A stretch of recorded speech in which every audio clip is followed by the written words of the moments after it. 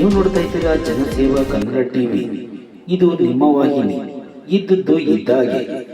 ಮಂಡ್ಯದ ಗಾಂಧಿನಗರದಲ್ಲಿ ನಿರ್ಮಾಣ ಹಂತದಲ್ಲಿ ನಿಂತು ಹೋಗಿದ್ದ 202 ಮನೆಗಳಿಗೆ ವೈಯಕ್ತಿಕವಾಗಿ 45 ಲಕ್ಷ ರೂಪಾಯಿ ವೆಚ್ಚ ಭರಿಸಿ ಶೀಘ್ರದಲ್ಲೇ ಫಲಾನುಭವಿಗಳಿಗೆ ಹಸ್ತಾಂತರ ಮಾಡುವುದಾಗಿ ತಿಳಿಸಿದ ಮಂಡ್ಯದ ಜನಪ್ರಿಯ ಶಾಸಕರಾದ ಪಿ ರವಿಕುಮಾರ್ ಗಣಿಗಾರ್ ಅವರು.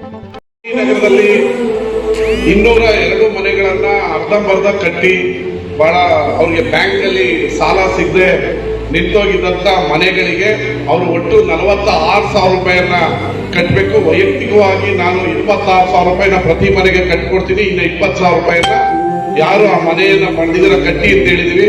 ಇದರ ಒಟ್ಟು ವೆಚ್ಚ 45 ಲಕ್ಷ ಆಗುತ್ತೆ. ಅದು ನನ್ನ ವೈಯಕ್ತಿಕ ಹಣದಿಂದ ಆ 202 ಮನೆಗೂ ಗಾಂಧಿನಗರದ ಸ್ಲಮ್ನ 202 ಮನೆಗೂ ಭರಿಸ್ತಾ ಇದ್ದೀನಿ. ಅದು ಕೂಡ ಶೀಘ್ರದಲ್ಲೇ ಹಸ್ತಾಂತರ ಆಗುತ್ತೆ. ಬಡವರ ಪರ ನಮ್ಮ ಸರ್ಕಾರ ಮತ್ತು ನಾನು ನಿಮ್ಮ ಜೊತೆ ಇರ್ತೀವಿ.